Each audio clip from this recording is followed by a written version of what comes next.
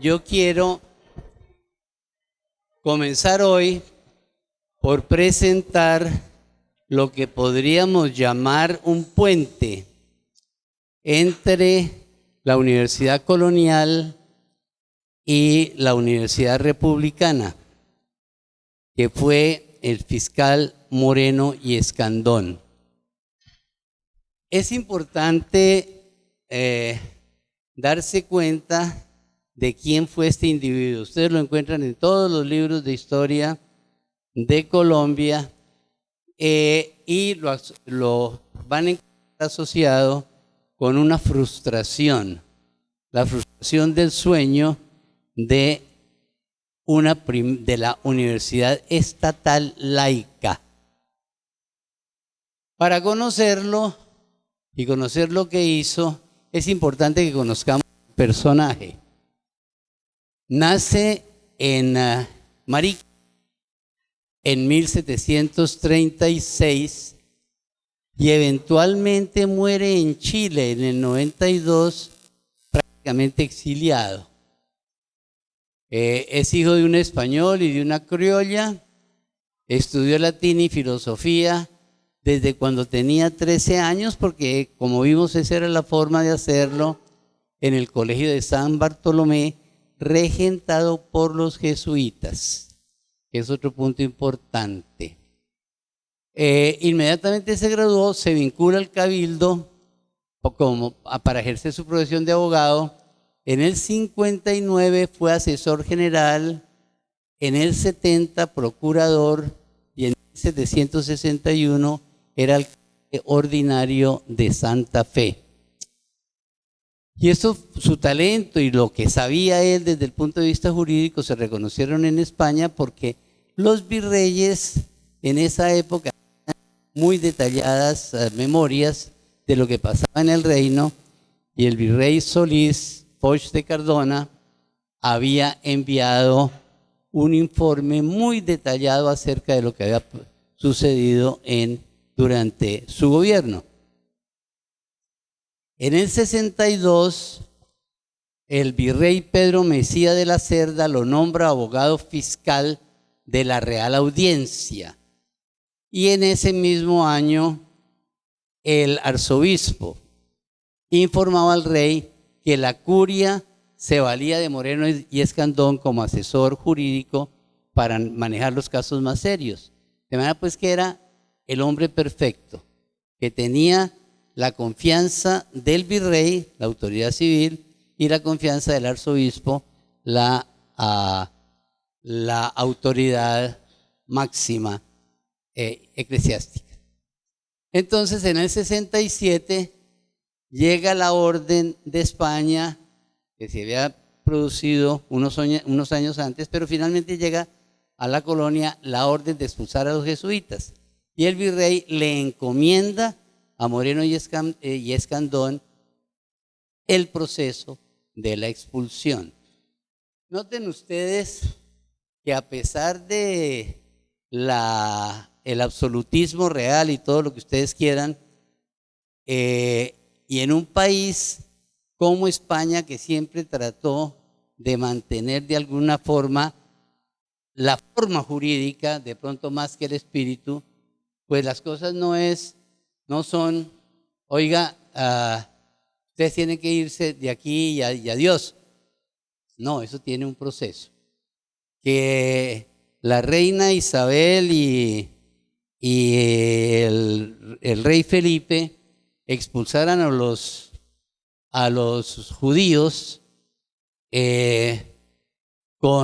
por la presión que les hacía el confesor real, que les decía: Judas vendió al Señor por 30 monedas de plata y ustedes lo están vendiendo por la plata que le están prestando los judíos. Ustedes tienen que expulsarlos. Y pues se dieron ante la presión de este señor, y a los judíos sí les dijeron: tienen hoy y mañana para salir de España y no se pueden llevar nada con ustedes, a no ser que se conviertan. Y la mayor parte de los judíos decidieron no aceptar el quedarse en España. Los que se quedaron, ustedes recordarán que lo llamaban marranos porque les ponían precisamente cerdo, que está prohibido que lo coman los judíos, para ver si realmente se habían convertido o no. Si el tipo comía cerdo, se volvió católico. Si no comía cerdo, expúlsenlo, es un judío encubierto.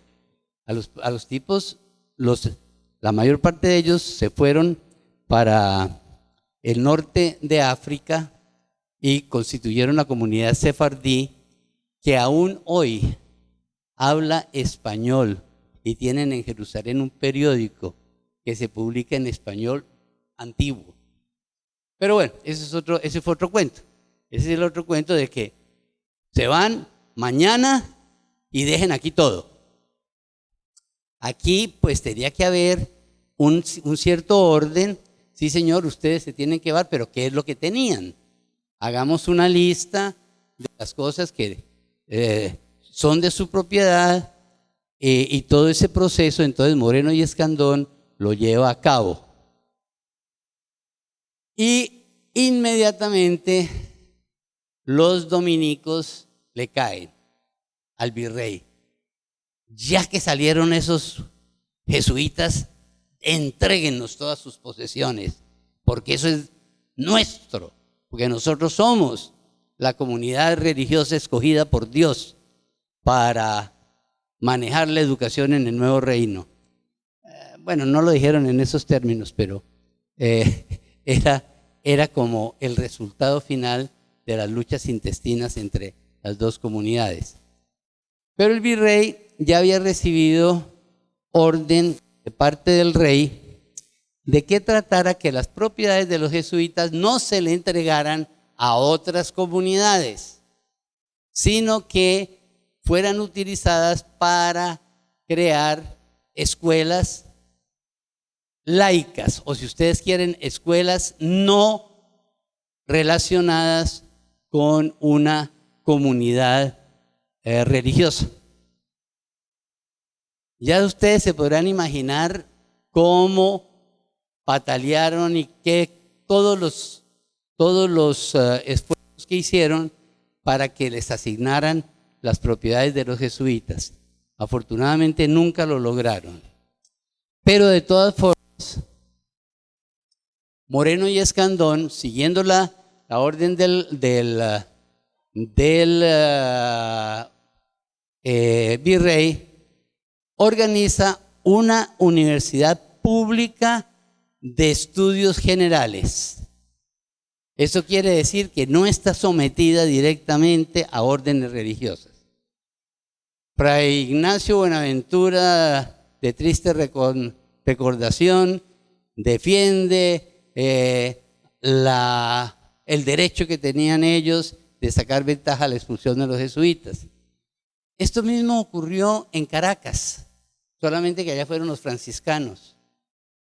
Y allá en Caracas sí les dieron a los franciscanos las propiedades de los jesuitas.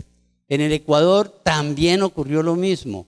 Tampoco, allá no prosperaron y tampoco se la dieron ahora a la otra comunidad. Entonces, pues evidentemente esa universidad no se pudo crear. Pero Moreno y Escandón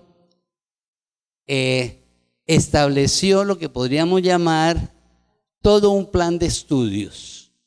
Un plan de estudios en el que pues no se omitía la religión, la moral, la teología, etcétera, pero no eran los sacerdotes los que manejaban la universidad, sino que era la autoridad civil. En este sentido, tuvo mucho que ver el espíritu de la Ilustración. Y entonces, en esas primeras, en el estudio de Moreno y Escandón, se apartan de lo tradicional, que es filosofía y teología, y comienzan a trabajar en lo que en ese momento se llamaban las artes útiles, que evidentemente en Colombia tuvieron su máximo desarrollo a través de la expedición botánica. Pues como decía, esto no se pudo hacer porque los dominicos pelearon a muerte y finalmente no les entregaron nada de lo que tenían los jesuitas. Como anécdota les puedo decir que la Biblioteca Nacional se creó con los libros que tenía la Academia Javeriana. Esos libros nunca se le devolvieron a la Universidad Javeriana, pero que constituyen los primeros libros con los que se constituye la Biblioteca Nacional, que queda al lado del Parque de la Independencia en Bogotá, y seguramente muchos de ustedes conocen.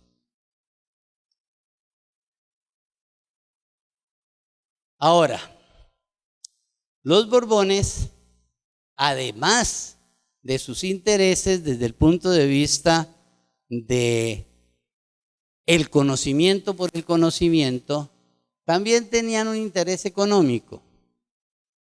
Y en esa época, pues la fuente de los recursos de los países, pues fundamentalmente eran los impuestos que se les ponían a los individuos para financiar las guerras y todo eso, y eso veremos que tiene consecuencias.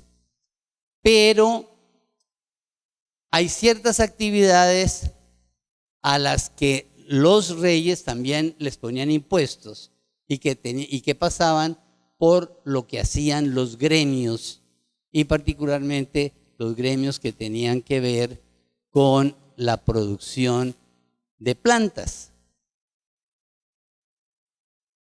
Para España, en particular, una fuente muy grande de financiamiento fue la plata de Potosí en Bolivia y el oro que recogieron en toda América. Se dice que quizás, como Carlos V dejó tantísimas deudas que tenía el imperio a los banqueros alemanes, todo el oro de América pasó por España y terminó en Alemania.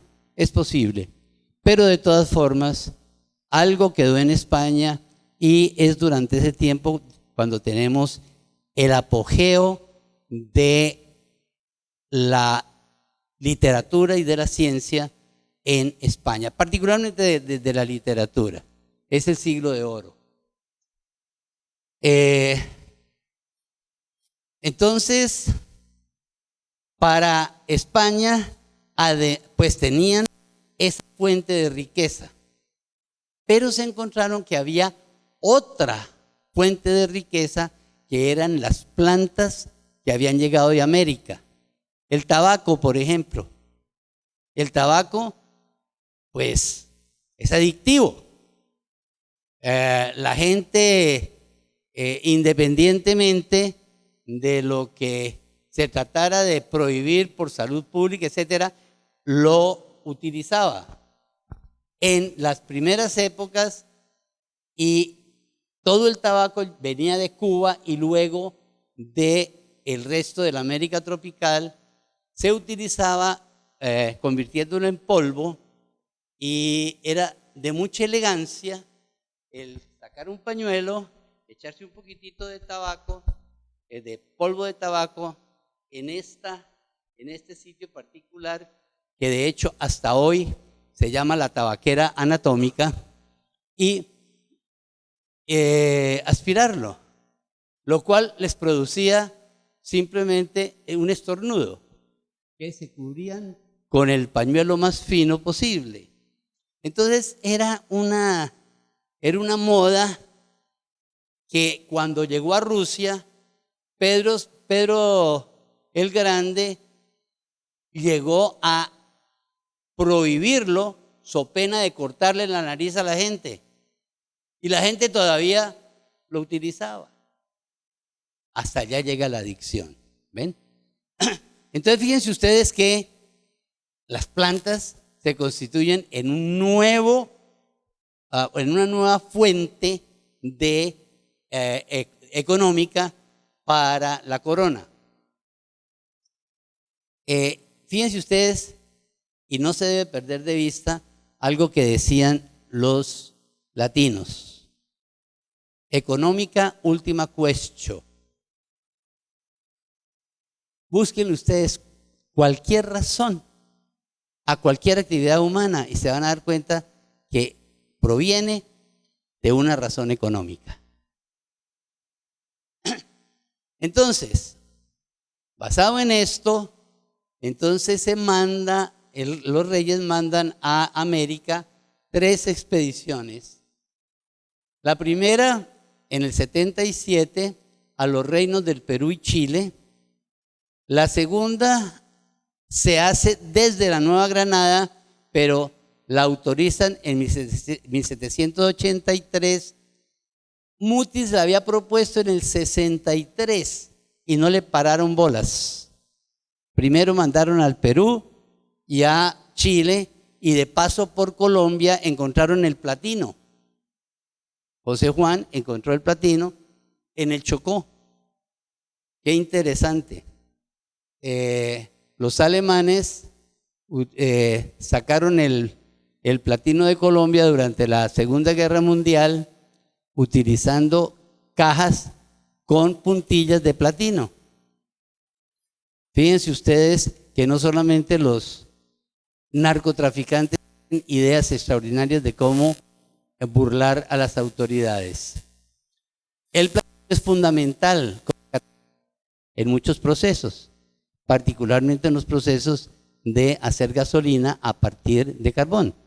De manera pues que los alemanes sacaron mucho, pero mucho platino utilizando un subterfugio bien interesante. Me imagino que los narcotraficantes se podrían volver ricos si algún emprendedor consigue que hacer puntillas a partir de la coca, de la cocaína. Pero bueno, eso está más difícil. Y luego estuvo la expedición botánica a la Nueva España en 1786. ¿Qué se pretendía? Simplemente hacer una recolección de plantas útiles, plantas que pudieran realmente servir desde un punto de vista económico, por su utilidad y porque se podían vender en todas partes. Uno de los problemas grandototes que existían en todo el mundo es lo que nosotros llamamos malaria.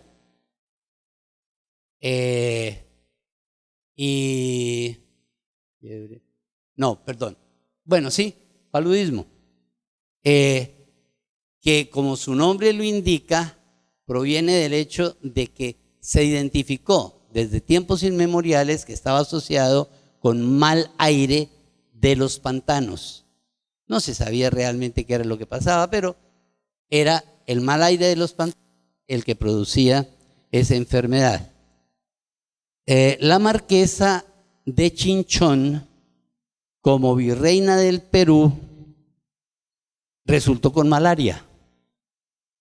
Y entonces le dieron una infusión de una planta que ahora conocemos como la quina. No se hizo todo el proceso científico que están exigiéndole a Mabel Torres para dar una pócima, sino que simplemente se la dieron. Y la marquesa pues se curó, entre paréntesis, de las fiebres. Pero eso ya lo conocían los indios. Los indios fueron los que le dijeron: tome esa vaina y verá que se le quita. Pero entonces eso ya se convirtió en científico porque la marquesa dejó de tener fiebre. Y al árbol que la había curado, entre comillas, le dieron el nombre de Cinchona officinalis. Ese es el nombre del árbol de quina.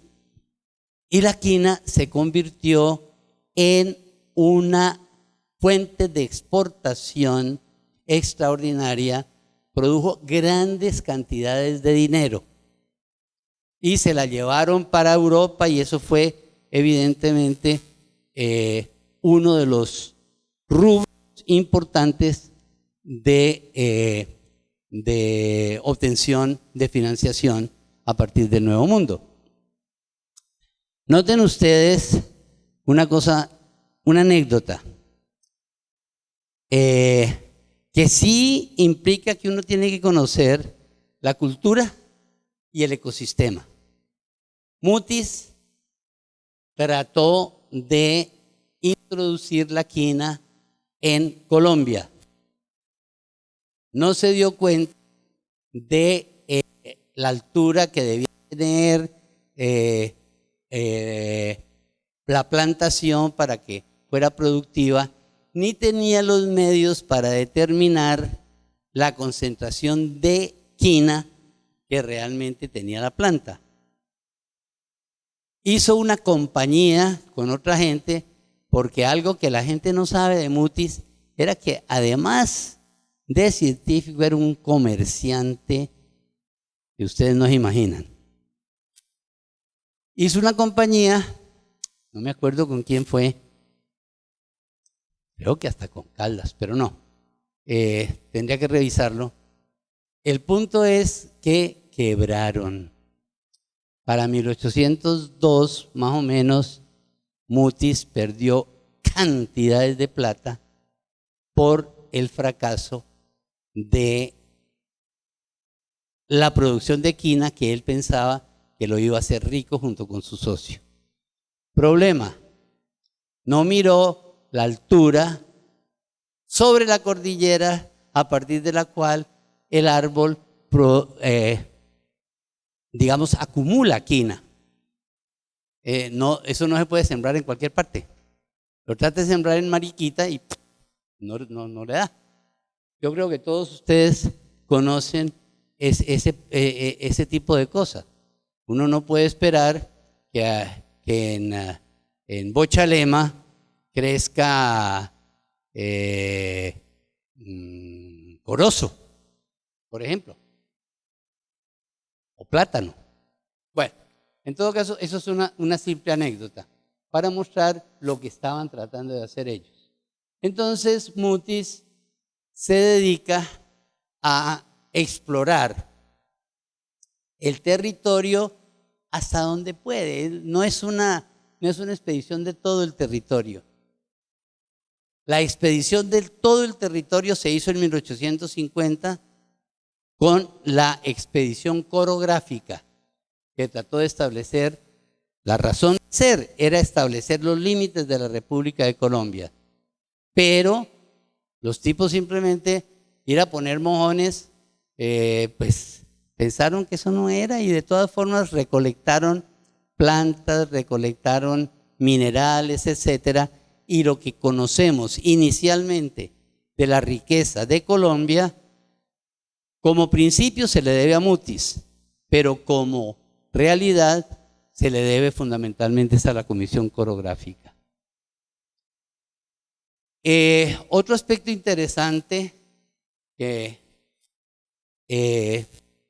puede uno compartir o no, lo presenta Alberto Gómez y Jaime Eduardo Bernal en su libro La Academia Mutisiana. Ellos proponen que la Academia Mutisiana realmente fue una universidad al estilo de la Biblioteca de Alejandría, porque efectivamente los miembros de la expedición vivían allí, estudiaban allí, no se dedicaban solamente a pintar, aunque sí les enseñaron a pintar, sino que tenían tertulias, etcétera, etcétera, y de ahí que muchos de los hombres que fueron alumnos y miembros de la expedición botánica después fueron líderes en la revolución contra España, y algunos murieron, Caldas por ejemplo, en la durante la época del terror, mientras que otros sobrevivieron y dieron o trataron de darle al nuevo gobierno un matiz de ciencias útiles diferentes a el derecho y a la teología. Ciertamente eso no quiere decir que el derecho no sea útil y que la teología no sea útil. Claro que son útiles, pero no útiles en el sentido de producción.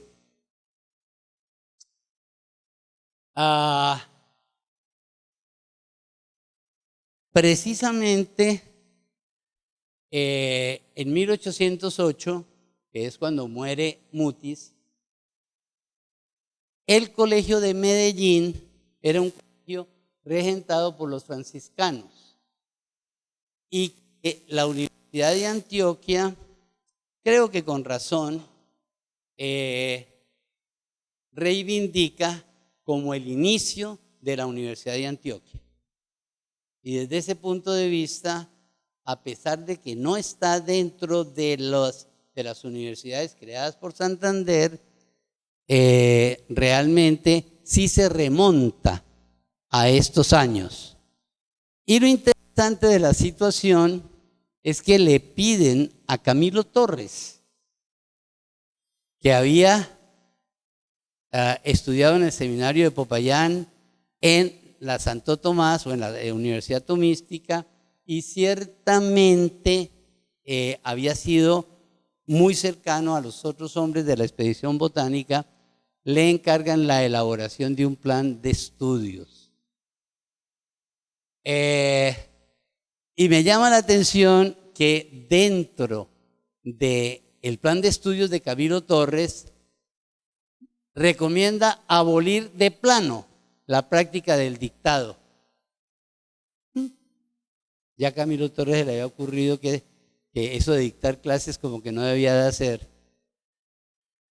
Recomienda, bueno, y la reemplaza por textos que deberá tener todo estudiante del autor y que se adapte para las lecciones. O como quien dice, si usted quiere dictar un texto, primero escribe el texto, déselo a los estudiantes y discútanlo. Sobre todo no utilicen libros extranjeros.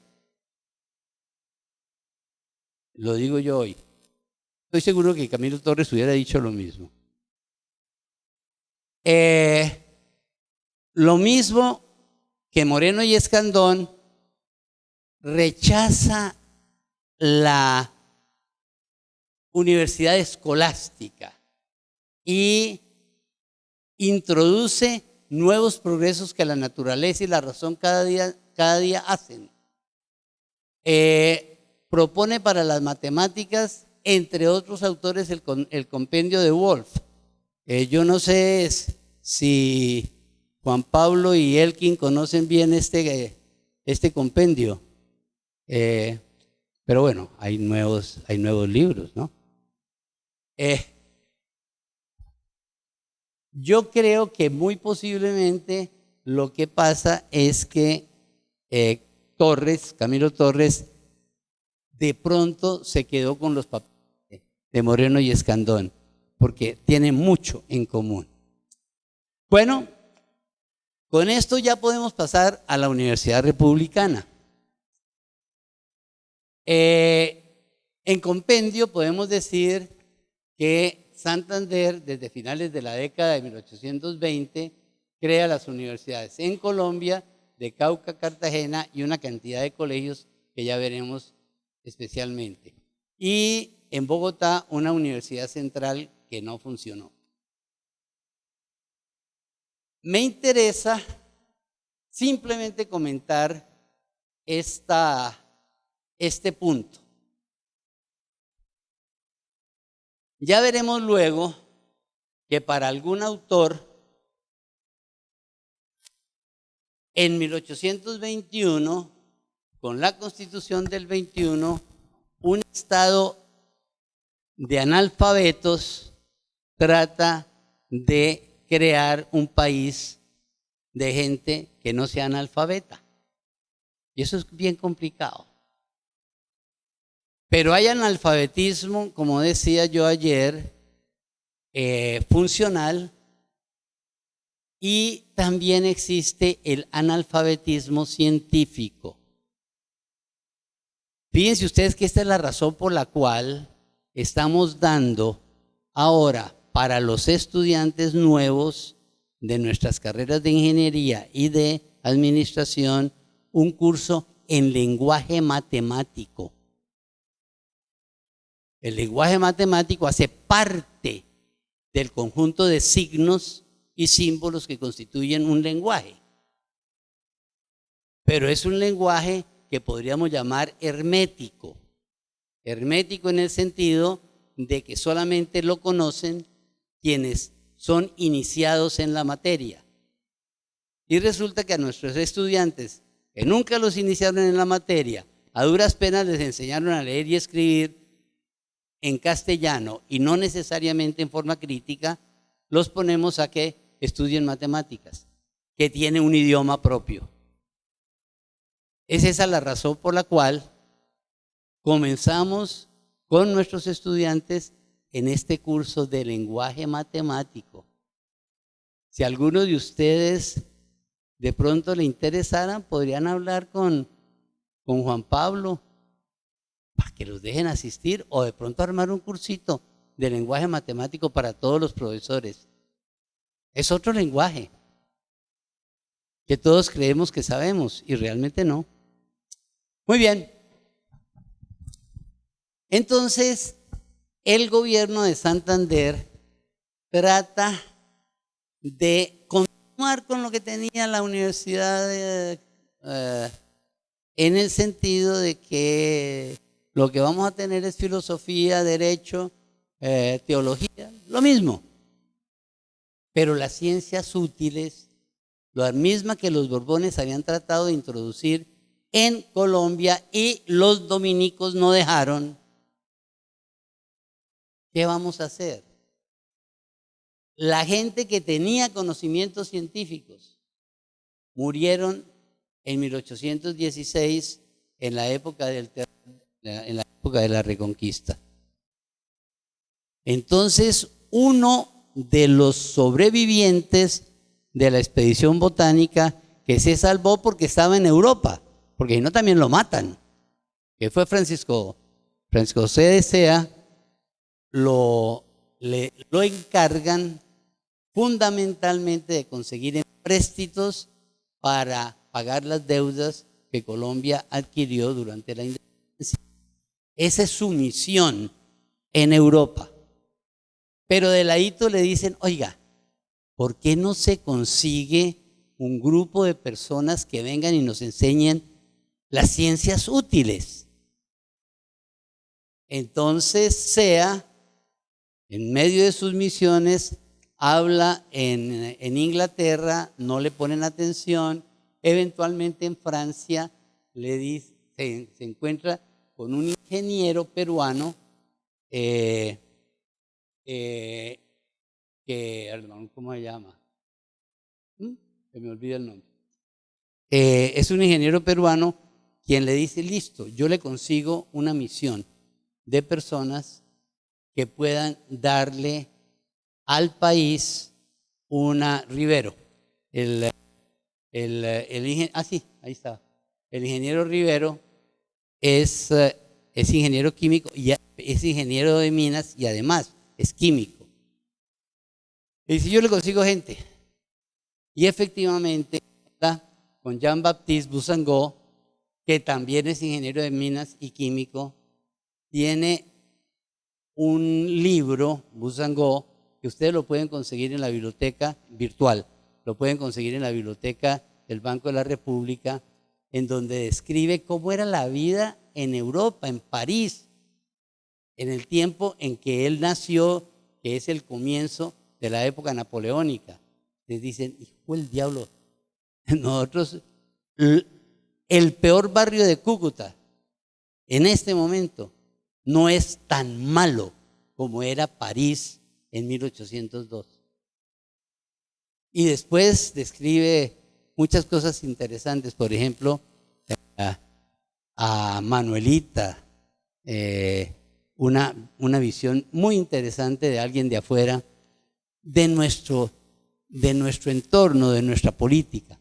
Se lo recomiendo, pueden entrar fácilmente al Banco de la República.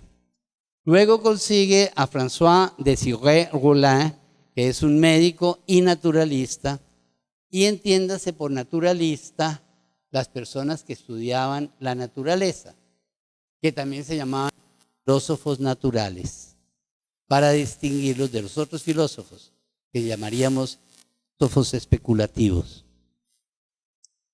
Bourdieu y Godot eran taxidermistas.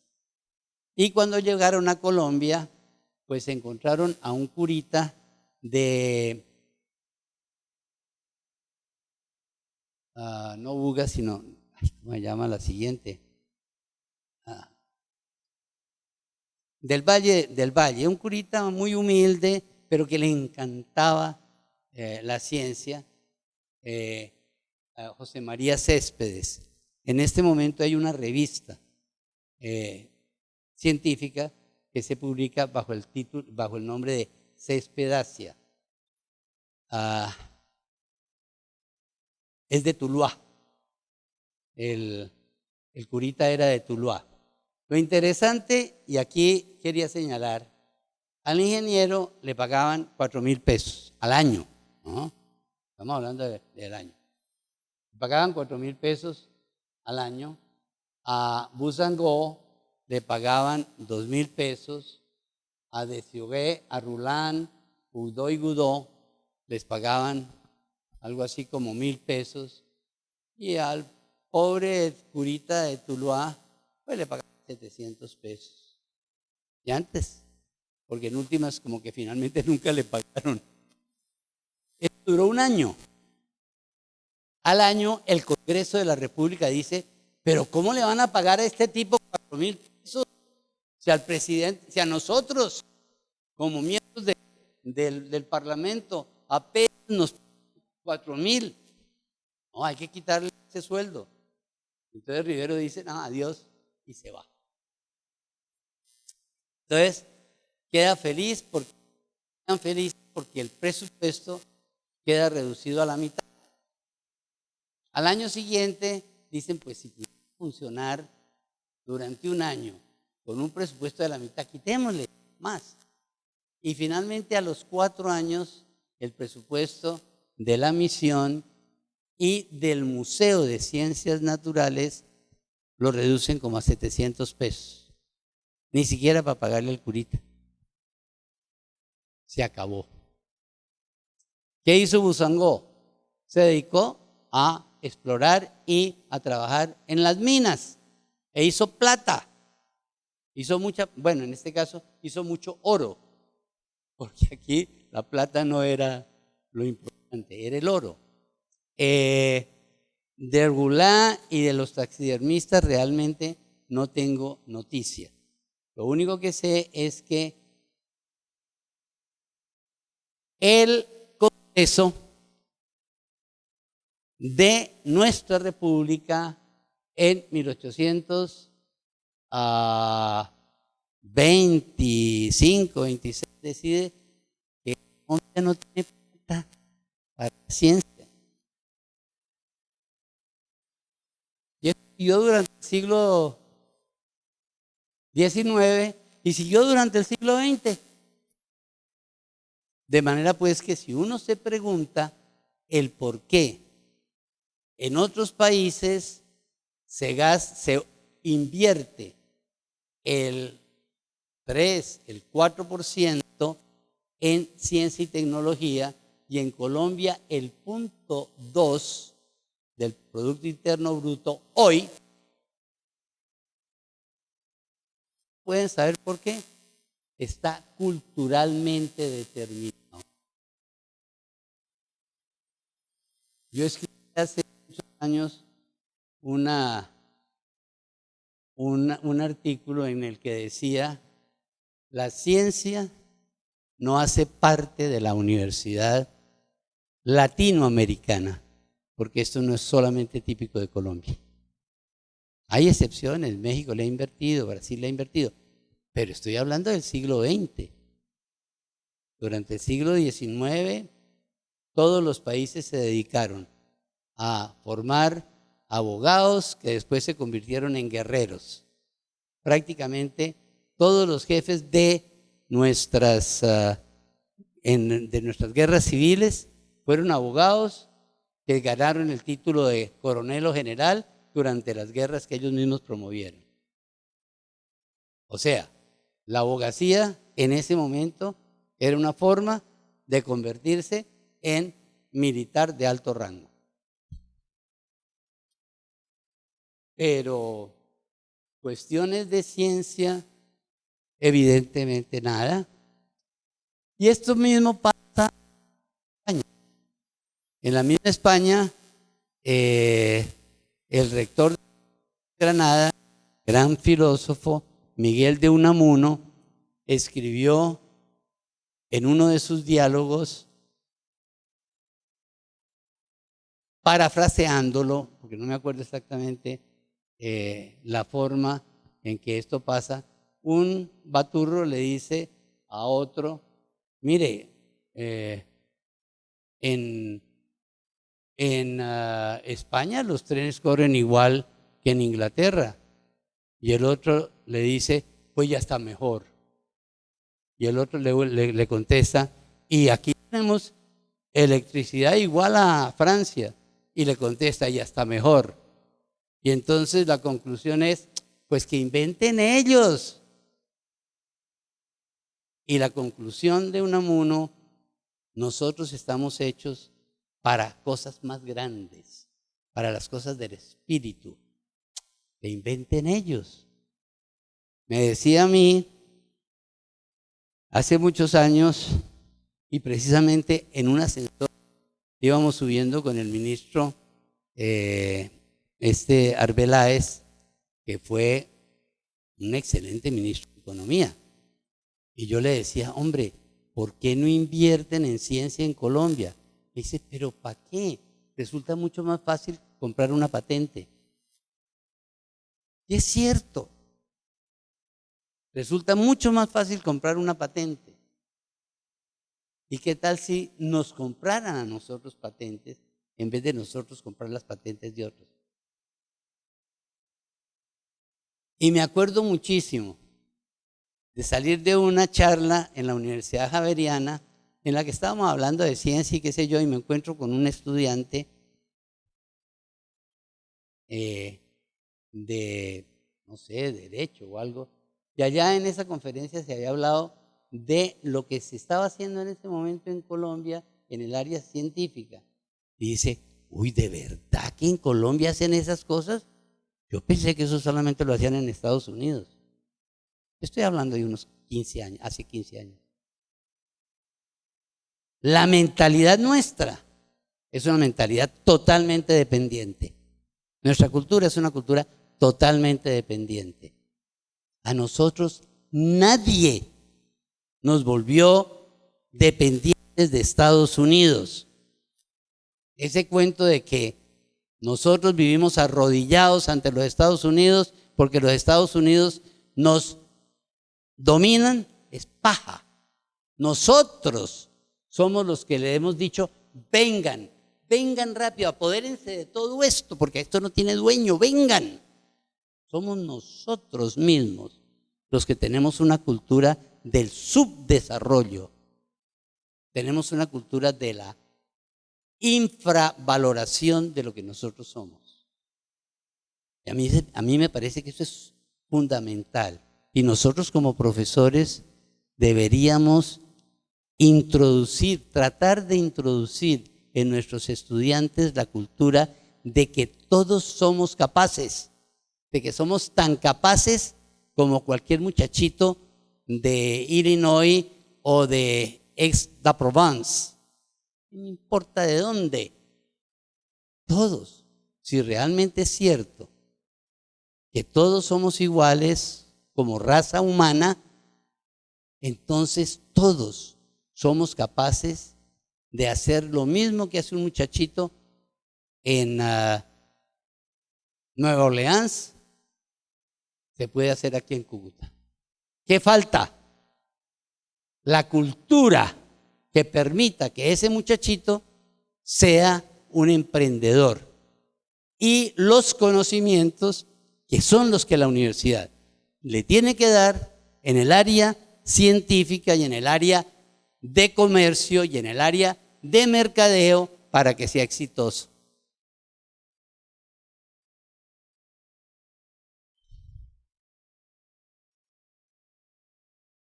Renan Silva es un historiador que se ha dedicado mucho al área del siglo XVIII, perdón, del siglo XIX. Él decía, voy a leerlo rápidamente: la creación y el sostenimiento de instituciones culturales fuertes y sólidas, capaces de crear tradiciones y de producir logros estables en el tiempo, exige siempre un entorno favorable, entorno del que en general se careció en el siglo XIX. Podríamos decir que también sigue siendo cierto en el siglo XX. El atraso económico, el peso de la herencia cultural de la sociedad colonial, la pobreza de la sociedad misma y sobre todo la inestabilidad política son los datos básicos del primer siglo de vida republicana, que es donde tenemos que mirar el comienzo de la Universidad Republicana. Como testimonio de esas intenciones y como prueba de lo que se ha llamado el proyectismo de los políticos del siglo XIX, nos ha quedado la huella de una amplísima legislación universitaria. Sí, somos excelentes para legislar, que no es expresión simplemente de lo que algunos llaman el legalismo o santanderismo de los colombianos, sino ante todo la prueba de que las mejores políticas educativas no tienen ninguna posibilidad de aplicación cuando no encuentran un entorno institucional favorable o cuando no son capaces de crearlo.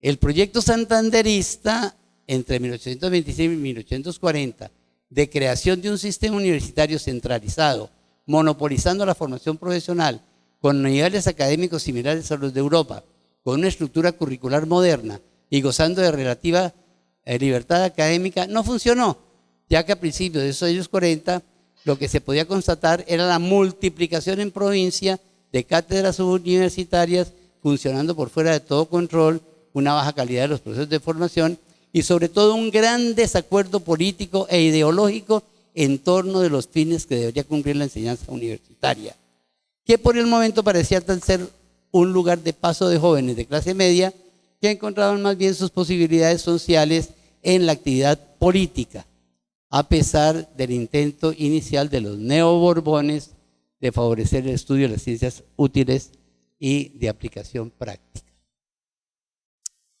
Sigue diciendo que después de 1842, como todavía no hemos llegado allá, después volveremos sobre este punto.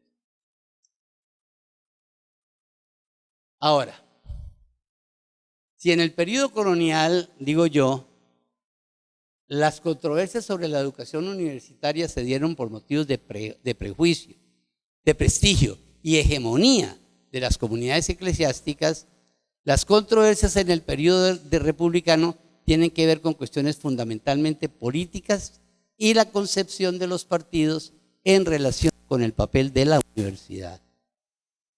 A pesar de ser profundamente religiosos y aceptar como propia la religión católica, los fundadores de la República, y me refiero a Bolívar, Santander y todos los demás, buscan sustraerla de la tutela de la Iglesia y particularmente de su jerarquía y de las comunidades religiosas. Y pues no encontramos diferencia entre los fundadores de la República en este sentido.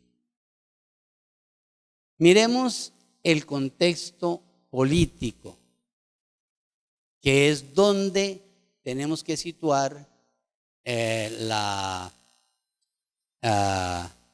donde tenemos que situar la fundación de las universidades por Santander. Esto nos daría para un año de historia, pero quiero mostrar ciertas pinceladas. La Encyclopédie ou Dictionnaire raisonné de sciences, des arts et des métiers. Fíjense ustedes, enciclopedia o diccionario razonado. Yo creo que ese es el punto más importante, razonado, de las artes y de los oficios. Pues es un trabajo muy fuerte que se editó entre los años 1751 y 1772 bajo la dirección de Diderot y d'Alembert. El primer volumen se publica en 1751, pero noten ustedes que para publicar ese volumen ya venía de atrás todo un grupo de gente trabajando. Ya habían aparecido las ideas de Voltaire, las ideas de Rousseau, etcétera, y todo esto se va a compendiar en el conocimiento existente en la humanidad en ese momento. Es una verdadera obra de titanes. Se proyectan como 17 volúmenes y el primero se publica en 1751. No más en 1775. La Iglesia lo coloca en el Index Librorum Prohibitorum. Los libros que están prohibidos leer para cualquier católico so pena de excomunión. Se dice, y no me consta, que el único libro colombiano que estuvo en el índice de libros prohibidos fue un opúsculo de Uribe que se titulaba ¿Por qué el Partido Liberal no es pecado? Obviamente eso no hubiera permitido la violencia, si eso hubiera progresado no hubiera permitido la violencia de los años 40. Entonces, fíjense ustedes que d'Alembert se retira porque se le está haciendo la vida imposible, pero el editor continúa sin aparecer como autor hasta terminar el tomo 16. Y yo pienso que lo que hizo este libro fue permitir que la gente pensara y que la gente se diera cuenta de que podía utilizar la razón natural para llegar a conclusiones sin la intermediación de la Iglesia, porque hasta ese momento, y no, hasta ese momento no, en Colombia hasta este siglo y ya la segunda, después de la mitad del siglo pasado, pues solamente lo que la Iglesia Católica decía se podía aceptar. Entonces, claro, tenían que prohibirlo y entraron en choque con las ideas de digamos, las ideas de los jerarcas, porque yo no creo que estamos peleando contra la religión, ni mucho menos. Se está peleando es contra la jerarquía que decide qué quiere decir cada cosa y cómo lo tenemos que interpretar como seres humanos. Y esto realmente permite que haya gente que lee estos libros, son poquitos, son la élite de muchos países y se dan cuenta de que de pronto, si todos los hombres son iguales, no tiene por qué existir un poder diferente al poder razonado del pueblo y la misma monarquía como institución definida por Dios como tal, pues puede simplemente olvidarse uno de ello. ¿Qué pasa con eso? Pues D'Alembert, Diderot estuvieron dentro de las personas que se autoproclaman como Asamblea Nacional en 1789, que es el inicio de lo que podemos llamar la Revolución Francesa. Revolución Francesa que bajo la idea de la igualdad, la fraternidad y la libertad, permitió inclusive una declaración de los derechos del hombre y del ciudadano y que se acabó 10 años después con el acceso de Napoleón a la primacía y al imperio. O sea, fue una revolución que duró 10 años, pero cuyos principios trascendieron esos 10 años. Es interesante que de alguna manera Nariño tuvo acceso a esa declaración de los derechos del hombre y del ciudadano y los publicó, o mejor dicho, los imprimió. Imprimió 100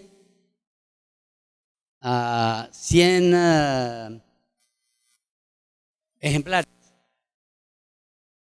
Y le llegaron y le dijeron, cuidado, lo están buscando, mire, eso es absolutamente concebido como subversivo, haga algo. Quemó 99 y uno ya se lo había regalado a alguien y afortunadamente no se dieron cuenta. Cuando las autoridades llegaron, no encontraron la prueba reina que llaman ahora. Lo acusaron de algo que, pues, no me digan que yo los publiqué, muéstrenme que yo lo publiqué. Pero bueno, como ya se sabía que los había publicado y que alguien los había leído, de todas formas, pongámoslo preso y ya ustedes saben el resto de la historia. El 14 de julio de 1789 se da la toma de la Bastilla y luego el pueblo se toma a Versalles y coge al rey y a la reina y se los llevan para París y le dicen, vea, ustedes no tienen por qué vivir aquí bien si todo el resto de la gente está muerta de hambre. Caminen para el palacio que ustedes tienen allá en París y se los llevan y los obligan a actuar como monarca constitucional. El tipo trata, pero evidentemente él sigue pensando que es derecho divino el que él tiene de ser rey y no se acomoda y lógicamente en el 93 se acaba su vida y la de su esposa en la guillotina. Esto es algo que es bien interesante y llevaría mucho tiempo el que todas las cosas. Aquí lo que quiero decir es, todo es de la libertad y de la igualdad provienen de las ideas que difundió la enciclopedia y que después se difunden. El mismo Napoleón las difunde por el resto de Europa, que es, entre otras cosas, su excusa para atacar a todos los demás. El lograr que toda Europa esté bajo la dirección de un gobierno central en el que haya igualdad, haya libertad y haya fraternidad. Es un propósito que los demás países no le creyeron y obviamente pelearon contra él. Pero fíjense ustedes que en 1765, estamos después, las colonias norteamericanas rechazan impuestos y proclaman algo bien interesante. No vamos a aceptar impuestos sin representación, porque evidentemente los impuestos venían de allá de Londres, pero no había representación de las colonias. Lo mismo que acá. En 1773 se da un hecho bien interesante, y es que llega un buque a Boston, pero hay que pagar impuestos sobre ese té. Entonces un grupo de gente se disfraza de indios, cogen unas chalupas, van al buque, cogen todas las pacas de té y las botan al mar como protesta por la imposición de los impuestos. Un poquitico diferente a lo que hizo Manuela Beltrán, pero muy parecido. Entonces, ya eso implica que no van a seguir aceptando las normas o los impuestos de Inglaterra, y comienzan a crearse milicias, y ya en 1775 está el primer disparo de la Guerra de la Independencia norteamericana. Para la historia de Norteamérica, este es todo el mundo, así lo llaman. En el 76 el Congreso Continental declara la independencia de Inglaterra y dice: no aceptamos al rey George, algo que de alguna manera se fue dando poquito a poco entre 1810 y finales de 1812-13 en Colombia. Hubo un Congreso Continental que declara la independencia de Inglaterra. En Colombia no hay un Congreso que declare la independencia de Colombia. Lo que tenemos como acta de la independencia no es un acta de independencia, 20 de julio. Lo que tenemos es un acta en el cabildo abierto del 29 de julio. Y ahí lo único que se dice es que sí, queremos que Su Majestad Fernando VII venga para acá a gobernar, pero que no siga por allá gobernando. Solamente en Monpós, al año siguiente, se hace la primera declaración de independencia absoluta de España, y seguida después por la independencia, el acta de independencia de Cartagena, que sí es un acta de independencia. Bueno, esto ya en el 76 ocurre en Estados Unidos, pero eso hay que ganarlo. Y lo mismo que nosotros ganamos la independencia en 1819 con la batalla de Boyacá, en Estados Unidos la batalla de Yorktown es la que sella la independencia de los Estados Unidos, y desde el punto de vista legal el Tratado de París termina la guerra. Un poquito después, pero fíjense que es en el mismo espacio, y por los mismos motivos tenemos en Colombia la rebelión de los comuneros. Se firman las capitulaciones con el arzobispo Caballero y Góngora, que está en Bogotá, y claro, el virrey Flores, que está en Cartagena, dice: no, yo no acepto esas capitulaciones porque fueron firmadas bajo amenaza. Entonces, un tratado de Estado se desconoce porque yo no firmé. No estoy refiriéndome a nada que siga pasando en Colombia. Entonces, ante eso, Galán se levanta de nuevo, y junto con Isidro Molina, Lorenzo Alcantús y Manuel Ortiz, nuevo contingente de gente mucho más Bogotá, los venden y eventualmente los ejecutan, y todos ustedes conocen la historia. Pero fíjense ustedes en todos los casos, y es más o menos el mismo periodo de nuestra historia.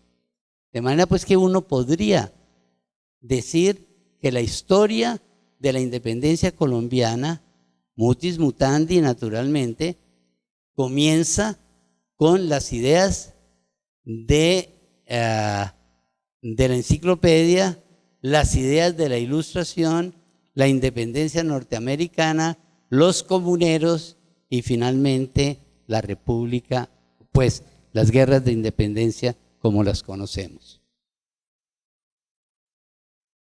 Pero, ¿cómo era la gente en esa época? Jaime Jaramillo Uribe dice lo siguiente: muy discreta la contribución indígena en la población. Realmente, ¿cuál era la contribución indígena realmente? Mano de obra y técnicas.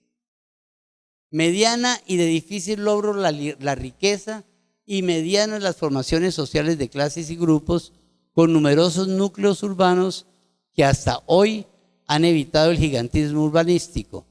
Bueno, eso estamos pensando en el siglo XIX.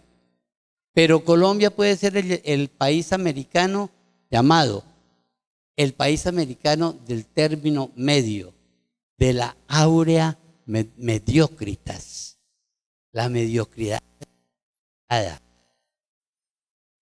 Qué cosa tan horrible. Digo, mucha gente que todavía piensa que deberíamos ser eso, ser mediocres. Qué rico, sin salirnos de nuestra área de confort, conformarnos con ser mediocres, porque eso nos permite vivir tranquilos.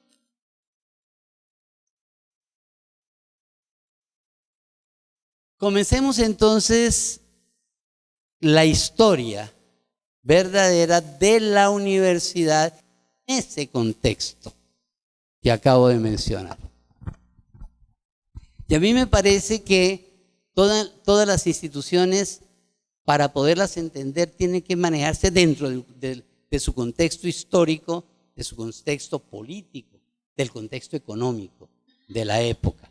Si no, estamos hablando de simplemente historiografía, hechos y fechas, al estilo de lo que de la historia de Colombia de Henao y Arrubla.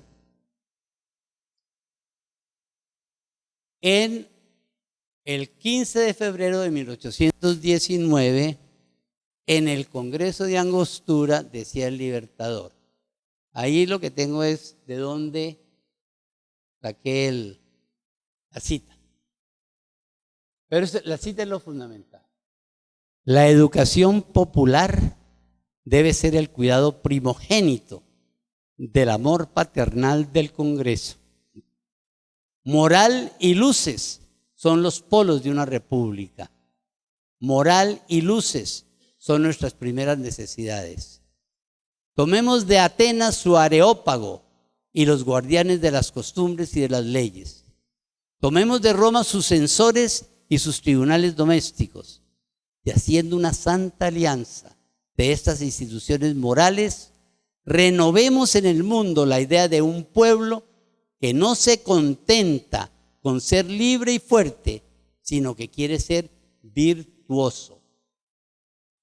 Tomemos de Esparta sus austeros establecimientos y, formando de estos tres manantiales una fuente de virtud, demos a nuestra república una cuarta potestad cuyo dominio sea la infancia y el corazón de los hombres, el espíritu de las buenas costumbres y la moral republicana. Construyamos este Areópago para que vele sobre la educación de los niños, sobre la instrucción nacional, para que purifique lo que se haya corrompido en la república, que acuse la ingratitud, el egoísmo, la frialdad del amor a la patria, el ocio, la negligencia de los ciudadanos. La jurisdicción de este tribunal verdaderamente santo deberá hacerse efectiva con respecto a la educación y a la instrucción. Carlos Rosso tiene un excelente ensayo sobre la obra educativa del General Santander y nos da un muy buen telón de fondo en el que dice que tanto en la península como en sus colonias, la política gubernamental fue mantener al pueblo en la más completa ignorancia. De allá que la sociedad fuera en general alfabeta y los conceptos y propósitos de la Ilustración se circunscriben a las élites, tanto peninsulares como criollas. Pero obviamente, si salimos de la tutela de España, pues hay que reemplazar esas ideas. Y eso es lo que hace el Libertador cuando dice eso. En el Congreso de Angostura simplemente se propone la idea de un Estado políticamente unido y que tiene como concepción, en el caso de Bolívar, todo Latinoamérica, pero que efectivamente solamente se puede dar en la práctica, en este caso solamente en lo que podríamos llamar las provincias en las cuales ya hay más o menos una libertad de España.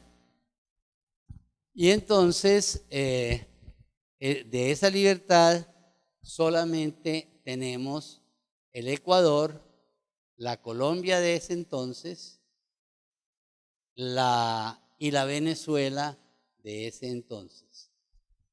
Hay que recordar que Colombia y Ecuador eran el virreinato de la Nueva Granada.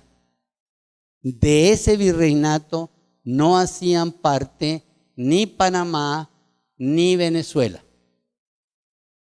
Venezuela era una capitanía general, no sujeta al virreinato, aunque sí en relación con la Real Audiencia de Bogotá. Y Panamá era un estado independiente. En 1821, o mejor, en el Congreso de Angostura se propone Panamá. Venezuela le propone a las otras regiones que se unan a Venezuela. Eso es lo que hacen.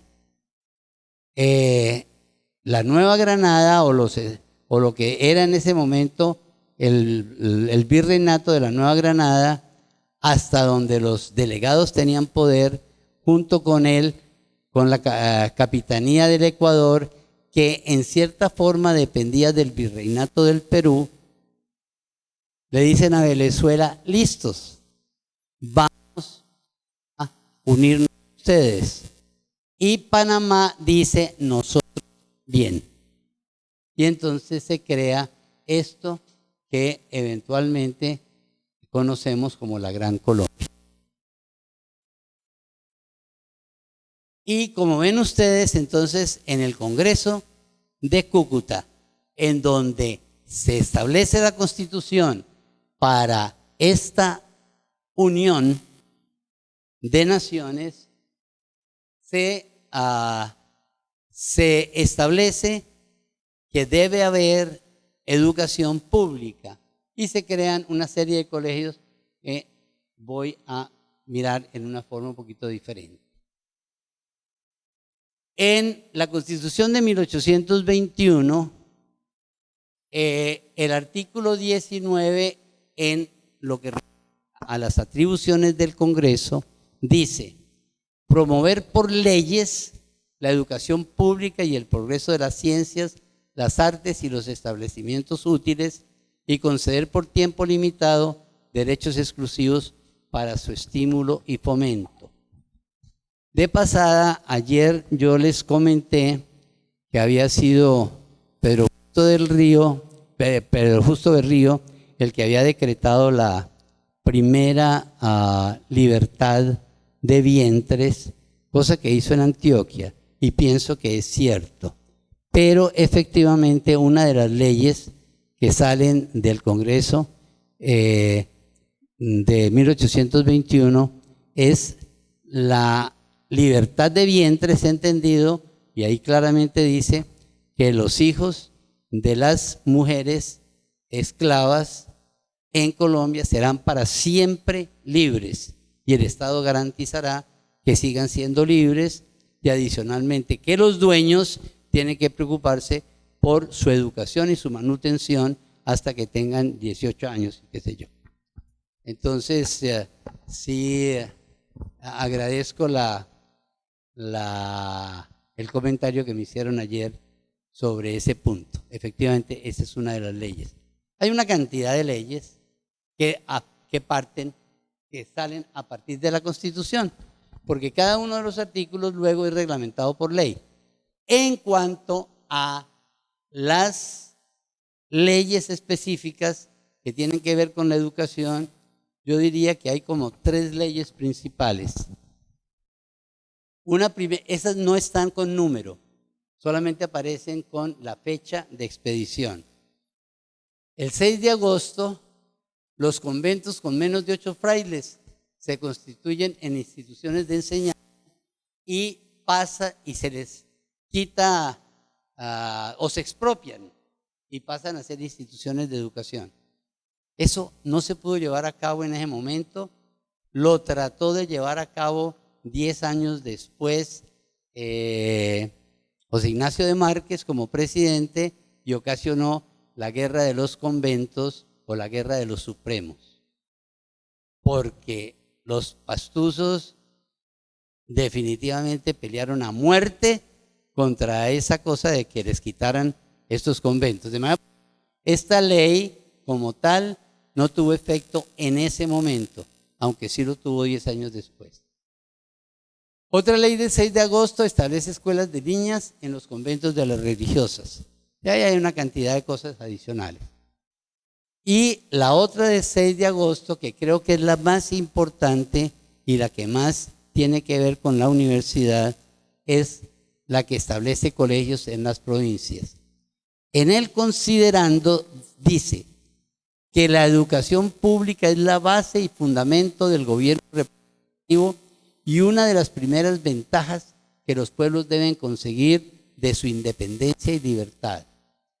Que establecido un buen sistema de educación, es preciso que la ilustración se difunda en todas las clases, con lo cual reconocerán sus respectivos deberes, promoviéndose de este modo el sostenimiento de la religión y de la moral pública y privada. Esos son los 2 considerandos de esa ley. Y entonces dice, decreta. ¿Qué decreta? En cada una de las provincias se establece un colegio que fuera de enseñar las primeras letras, tendrá 2 cátedras, una de gramática española, latina y principios de retórica y otra de filosofía y de matemáticas. Y podrán también tener una cátedra de Derecho Civil Patrio, Canónico y del Natural y de Gentes, así como de Teología Dogmática. Se fomenta el estudio de la agricultura, del comercio, de la minería y de las ciencias militares. El plan de estudios será definido por el gobierno y se aplicará uniformemente en todos los colegios. Noten ustedes que esta es una ley del 6 de agosto de 1821.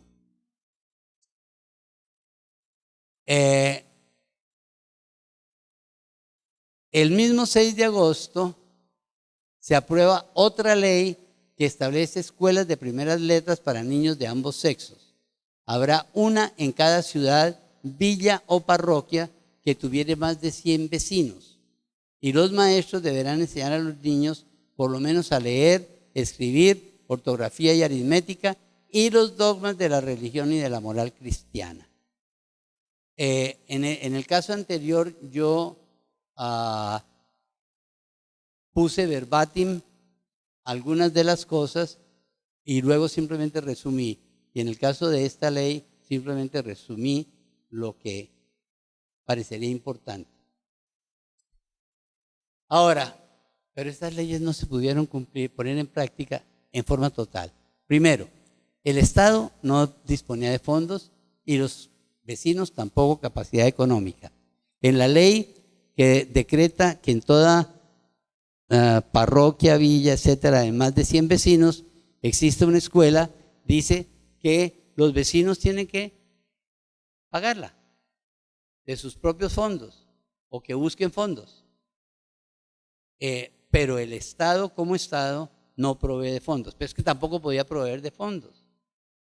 El Estado estaba súper endeudado. Entonces no había plata. O sea, hagamos una educación simplemente con lo que los vecinos financian. Ya veremos que lo que se dice en relación con la fundación de la Universidad del Cauca. No había maestros. Las élites que se habían formado, pues se dedicaron a la política. Entonces, ¿de dónde iban a sacar maestros? Problema fundamental. Entonces, deciden una cosa lógica. Pues el que sepa leer y escribir, que le enseña a los otros a leer y escribir. Ese es un método que había utilizado Lancaster en Inglaterra ante una situación similar en el campo.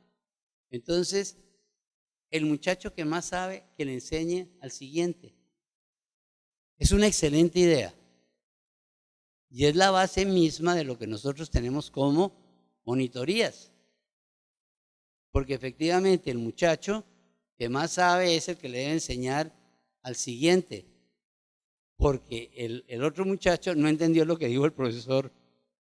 Es una adaptación de ese método lancasteriano. Mismo Santander se trajo a Lancaster, que había vivido en Venezuela, se lo trajo para Bogotá. Le prometió el oro y el moro, le prometió un sueldo, le prometió una casa, le prometió hacerle una escuela, etc. Un año después no le había cumplido ni siquiera con el sueldo. Y el pobre tipo dijo, pues antes de morirme de hambre me voy de nuevo para Inglaterra. Esto lo único que muestra es cómo el Estado nunca ha tenido dinero para nada y para la educación menos.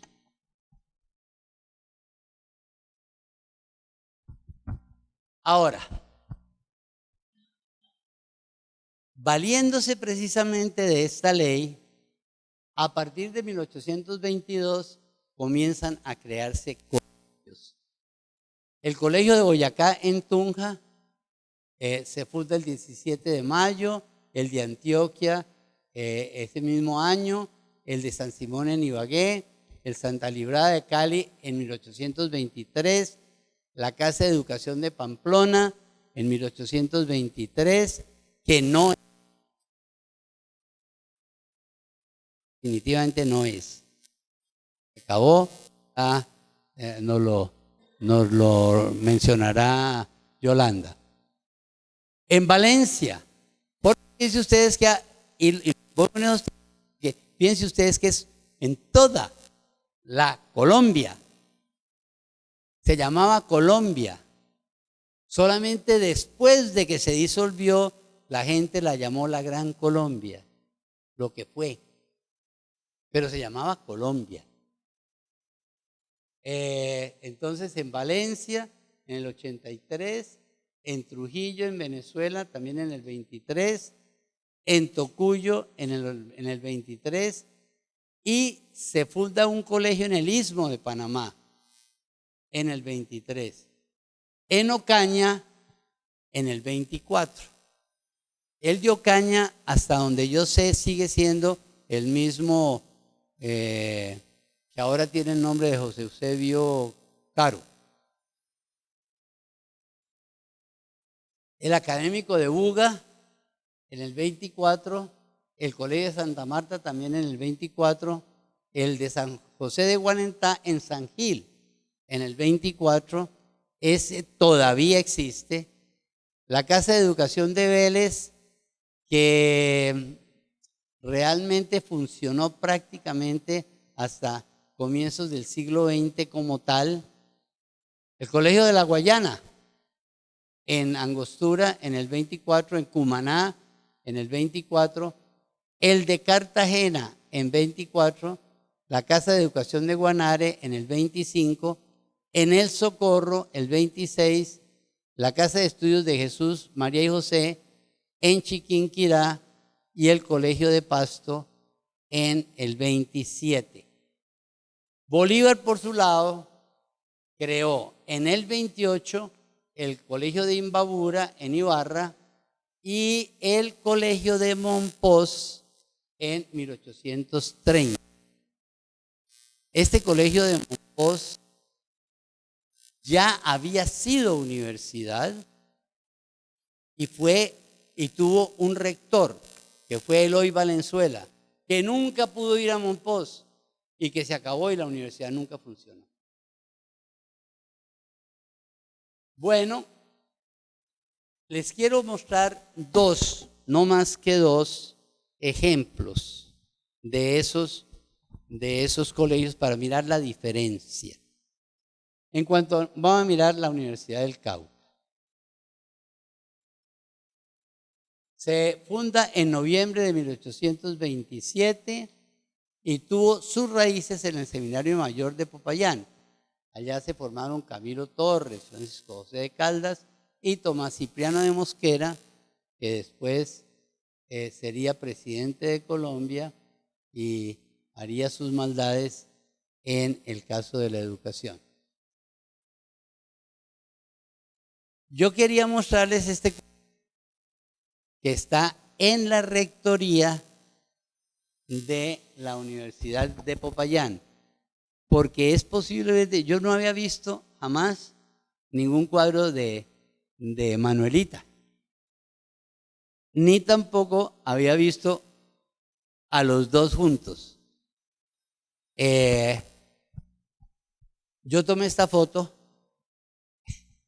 creo que me quedó hasta bien. La tomé a toda velocidad para que no se dieran cuenta. Porque estábamos en el momento en la sala del rector. Pero me pareció interesante el mostrársela. Esto sí es algo que vale la pena. Está al entrar al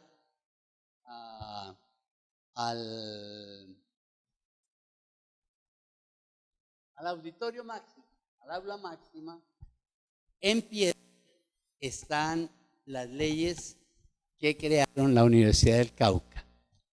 Y vale la pena mirar exactamente la ley, porque es interesante. Miren ustedes.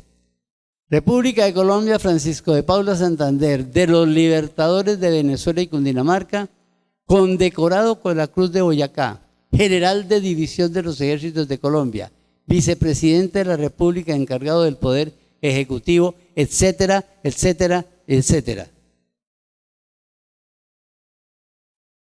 Examinados detenidamente los informes que han elevado al gobierno, la Subdirección de Estudios del Departamento del Cauca y la Dirección General del mismo ramo, manifestando la necesidad que hay de que se realice cuanto antes el establecimiento de una universidad en aquel departamento y considerando que es en efecto conveniente que se acceda a la mencionada solicitud, supuesto que en el Cauca hay fondos bastantes para plantear dicho establecimiento, he venido a decretar y decreto lo siguiente. Artículo primero. En conformidad de lo dispuesto en el artículo tal de la Ley Orgánica de la Enseñanza Pública, se establece una universidad en el departamento del Cauca. Artículo segundo. Se señala la ciudad de Popayán como más proporcionada por sus circunstancias para el lugar en que debe establecerse la expresada universidad departamental. Artículo tercero. Por decretos posteriores y en vista de las rentas que resulte haber, se establecerán las cátedras que se juzguen más necesarias y lo demás que corresponda. El secretario de Estado tal, José Manuel, Francisco de Paula Santander y José Manuel Restrepo, que era llama la atención en cierta forma contrario a la idea que siempre empezamos de que Santander decidió dónde se iban a establecer estas unidades. Él mismo dice, la pidieron y es el mejor sitio, entonces yo accedo a lo que me dice la gente. Y aquí está la ley sobre enseñanza y arreglo de la instrucción pública. El Senado y Cámara de Representantes de la República de Colombia, reunidos en Congreso, considerando tal y tal, decretan el capítulo 6, artículo 31, en la capital de cada departamento de Colombia o en la del cantón, más proporcionado por su localidad y circunstancias, habrá una universidad o escuela general en la que se adquieran los conocimientos de que hablarán los artículos siguientes. Dado en Bogotá, tal. Y aquí están que en 1827 se instala la universidad y firmaron el acta de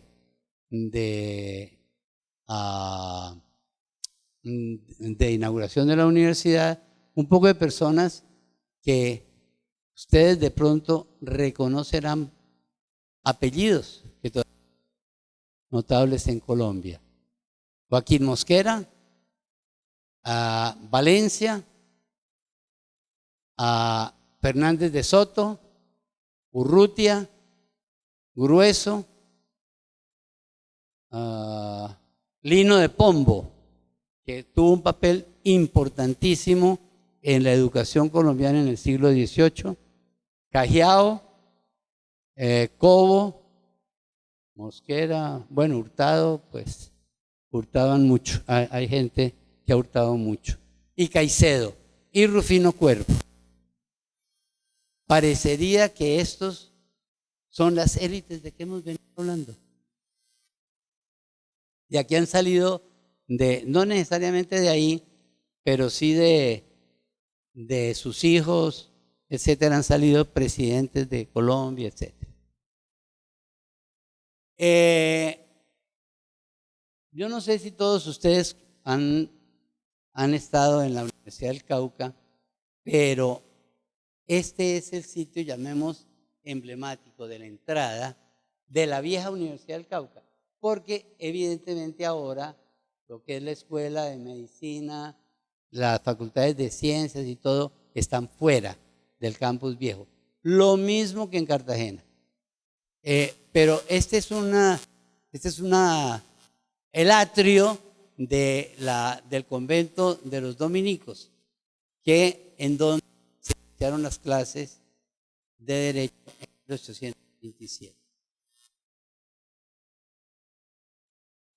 Eso a la Universidad del Cauca. Noten ustedes que es bien llamativo que en el mismo decreto se decide que de acuerdo con la plata que haya, entonces se definirán los cursos. En cierta forma es lógico. Si no hay plata, no hay profesores. Entonces, si se consigue la plata, entonces podremos nombrar profesores. Y si tenemos profesores, entonces podremos definir las cátedras.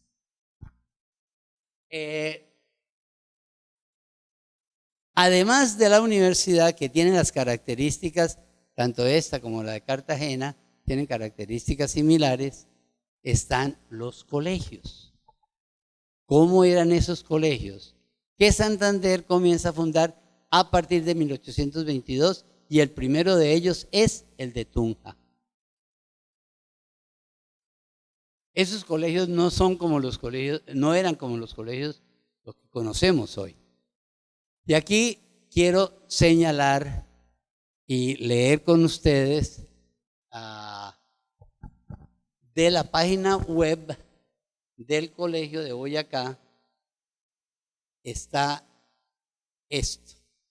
El día 17 de mayo del año 1822, el vicepresidente de la República, general Francisco Pablo Santander, encargado del Poder Ejecutivo, expedió el Decreto Nacional 055, por el cual se creó el Colegio de Boyacá. Dice el artículo primero: se establece en la ciudad de Tunja, capital del departamento de Boyacá, un colegio donde se eduque la juventud bajo las reglas que prescribirá el gobierno y con el nombre de Colegio de Boyacá, una institución educativa de carácter oficial y pública con una filosofía republicana para la educación de la juventud. El colegio existe todavía hoy. Se encuentra a una cuadra de la plaza principal de Tunja.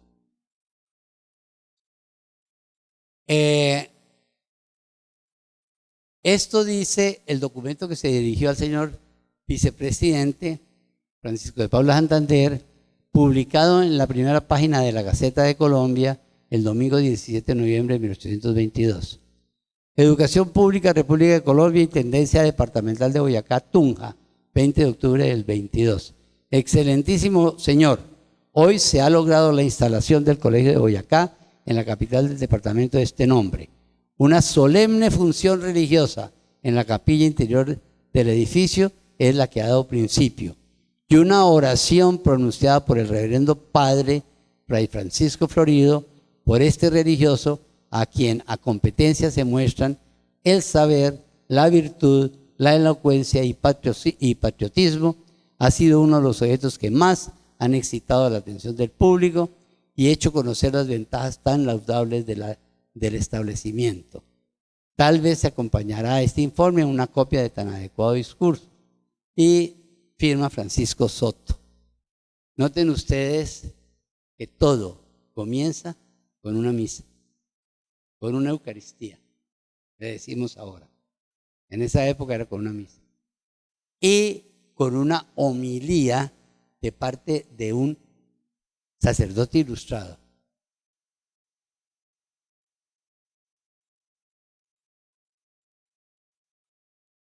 El colegio fue la primera institución republicana que estableció la cátedra de Derecho. Ajá. El colegio, estos colegios tenían las características de universidad. Estableció la primera cátedra de Derecho. En 1825, bueno, lo crearon en el 22 y ya en el 25 se da la primera lección de Derecho Civil. El primer catedrático de Derecho Civil fue José Ignacio de Márquez. Él después sería presidente. ¿Quién nombró al profesor? Lógico, el presidente, en este caso el vicepresidente de Colombia. Noten ustedes que esto muestra la forma napoleónica de la constitución de nuestra educación. Es el presidente quien hasta llega a nombrar a los catedráticos. En este momento en que la viceministra no tiene ni tiempo para firmar resoluciones, se pueden imaginar ustedes nombrándolos directamente a cada uno. Bueno, pero en esa época eran poquitos. Y luego, grave, también designaba el libro que tenía que estudiar. En el caso de 1914, 1915, en la Facultad de Medicina, Mari Carmen, se tenía que estudiar la fisiología de Boerhaave. Estaba con el nombre propio, la anatomía de tal y tal. Ahí está también nuestro director de investigación. Es que eso solamente cambió con el gobierno liberal de López. Pero es que se daban los títulos de los libros que tenían que servir para dar la cátedra. Y esto comienza aquí. Y noten ustedes otra cosa bien interesante. Enríquez se había ido de Bogotá, que fue el primer protomédico que trató de crear lo que se llamaba la cátedra de medicina, en la Universidad Javeriana no le dieron la importancia que tenía y el tipo se fue. Ya no había medicina. El padre Isla trató de crear una facultad de medicina, pero para 1808 no tuvo ningún éxito. Entonces, casi que diría uno que fue en el colegio de Boyacá donde se establece en 1822 o algo después la primera cátedra o la primera facultad de medicina. Esa facultad de medicina tuvo como uno de los primeros catedráticos al doctor Juan Gualberto Gutiérrez, quien fue la persona que atendió al precursor Antonio Nariño y fue quien asistió a los heridos de la batalla de Boyacá.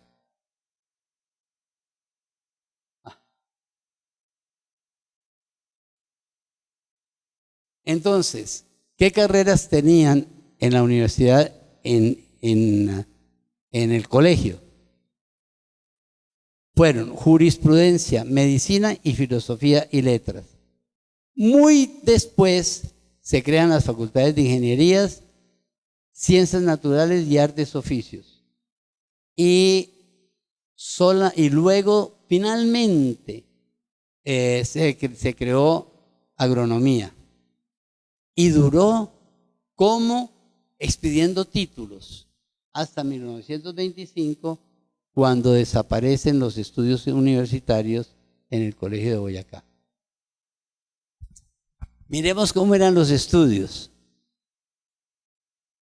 Los cursos de la carrera de jurisprudencia tenían una duración de 5 años.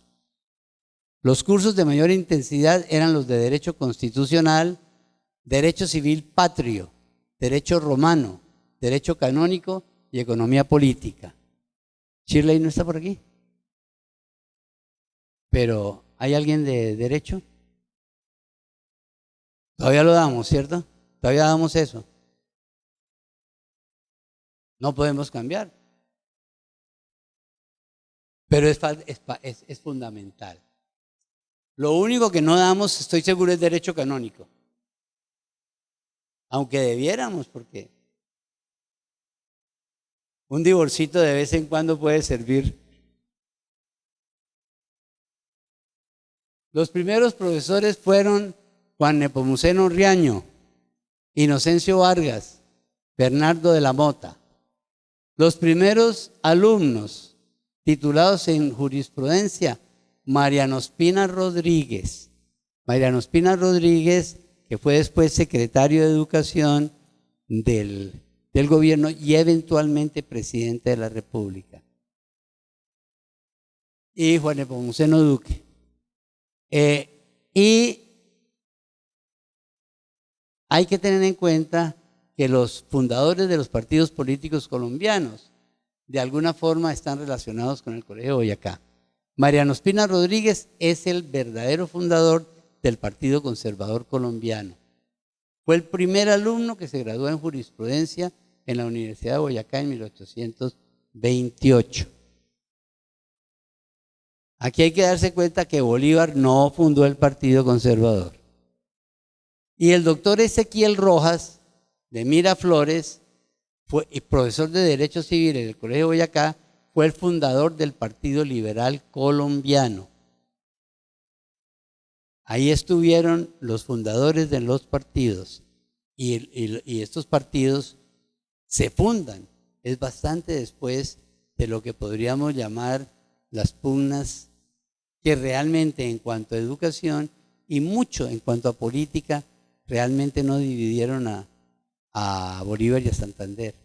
Tanto que al final de sus días Bolívar dijo, el no habernos arreglado con Santander fue lo que determinó todo este problema. O sea que no había razón para no estar de acuerdo.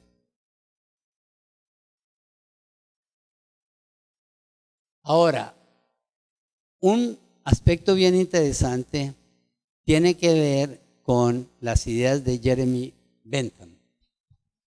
Jeremy Bentham fue un filósofo utilitarista inglés que tuvo un alumno, filósofo también muy importante, los dos en filosofía política. Su alumno fue Stuart Mills, y es interesante que el alumno se separa fundamentalmente de las ideas políticas de Bentham. En el caso colombiano, 2 libros de Bentham eran obligatorios en la carrera de Derecho. Y eso había que tenerlos, había que expresarlos. Pero el principio fundamental de Bentham tenía que ver con algo bien interesante y que realmente no está de acuerdo con la enseñanza de la Iglesia Católica en esa época. Prácticamente Bentham lo que estaba diciendo es: el hombre nace es para ser feliz, contrario a lo que decía o dice, creo que todavía la Iglesia Católica, en el sentido de que el hombre viene a este valle de lágrimas y solamente después de muerto obtendrá la felicidad. Noten ustedes que esto es una diferencia fundamental, que yo pienso que es lo que está detrás de toda la controversia. Porque sobre este tipo de controversia, Bentham define que el individuo tiene derecho a ser libre y tiene derecho como individuo a ser feliz y a no tener dolor. Cuando le hacen una crítica, porque se la hicieron, hombre, ¿y qué pasa con los criminales? Se los somete a tortura, se les quita la vida. Eso es una situación en la que el individuo está sufriendo dolor y por consiguiente está en contra de su filosofía. El tipo dijo, no. Lo que pasa es que la sociedad como sociedad es la que tiene derecho a ser feliz y a no sentir dolor. Si un individuo transgrede las cosas, pues ¿qué le vamos a hacer? Pues tortúrenlo, mátenlo, hagan lo que quieran con él, porque es la sociedad la que realmente tiene el derecho a la felicidad. Y esto es absolutamente revolucionario. Entonces, independientemente, pues él encima de eso proclama lo que los católicos después llamaban el hedonismo, porque es la búsqueda del placer, porque también lo propone. En la Constitución norteamericana está eso como una de las condiciones del instituto, del individuo, el pursuit of happiness, el buscar la felicidad. Es un derecho constitucional norteamericano. Pero aquí pues obviamente es un problema, ¿no?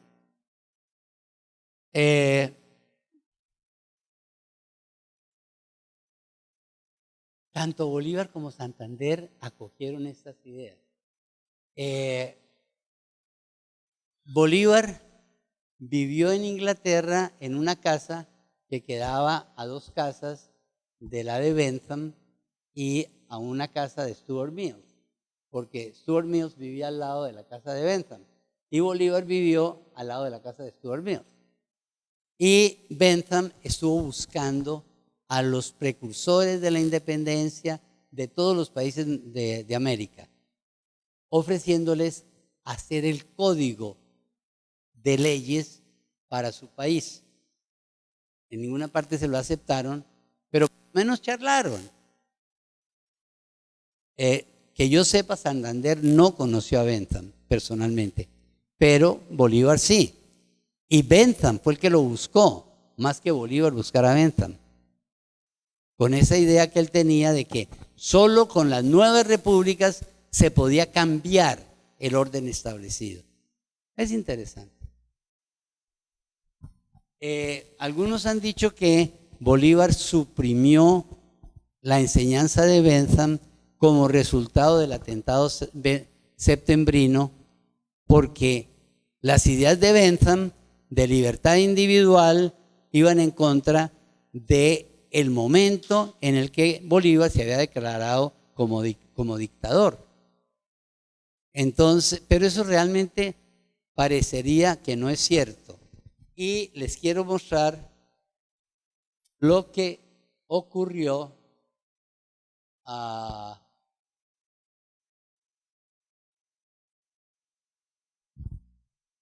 bueno, eso además de Bolívar y Santander, que volveré sobre eso, quiero decir que estas fueron unas polémicas entre grupos de personas, bentamistas y antibentamistas. En la Facultad de Jurisprudencia del colegio, los partidarios de la doctrina de Bentham eran en los liberales, con Ezequiel Rojas, que consideran que estas doctrinas organizan la legislación en forma útil, sencilla y eficaz, con verdadera lógica para la organización de los nuevos estados nacionales republicanos. El doctor Ricardo Parra, antibentanista, considera que el bentamismo, al propiciar el bienestar de las mayorías y el sensualismo, estaba contra la moral y el orden de la sociedad. En 1828 Bolívar, ante las presiones del clero y de los padres de familia, suprimió las enseñanzas de Bentham en la Universidad de Boyacá y en las demás universidades de la Gran Colombia. En el 35 el presidente Santander nuevamente las mete. Pensé que tenía ahí la cita exacta, pero realmente lo que pasó fue que los padres de familia aupados por los curas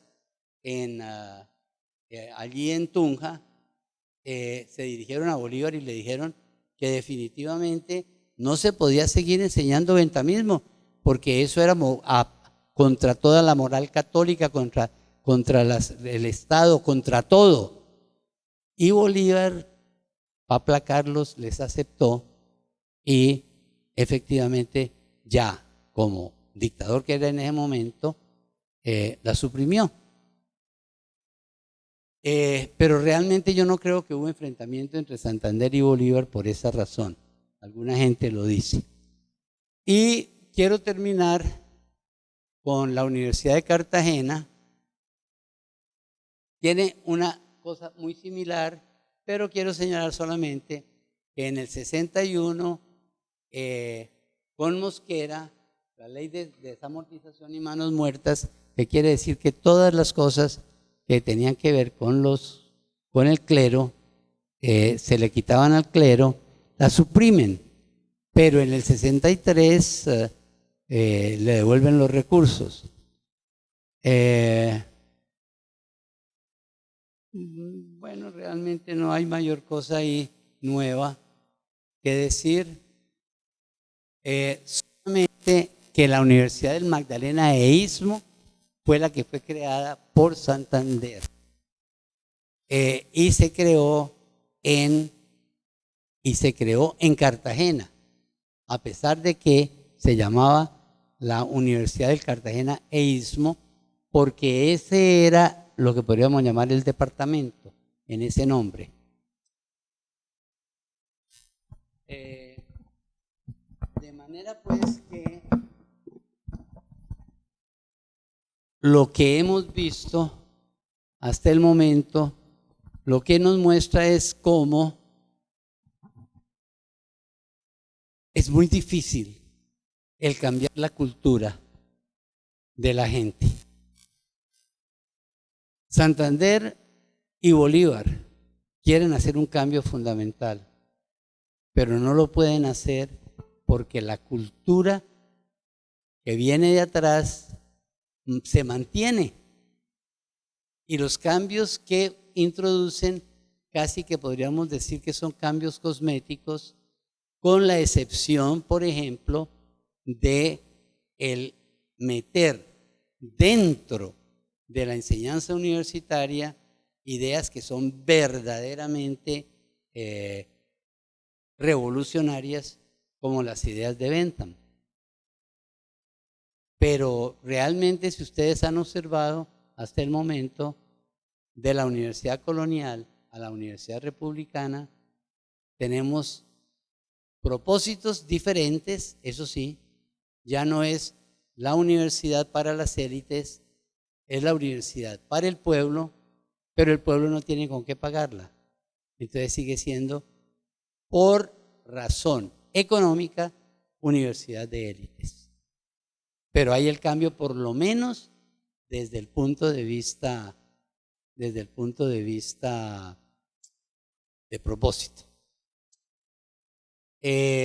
Bueno, mañana continuaremos más rápidamente con lo que sucedió en el siglo XVIII para llegar hasta los cambios fundamentales que realmente se dan es con Alfonso López Pumarejo.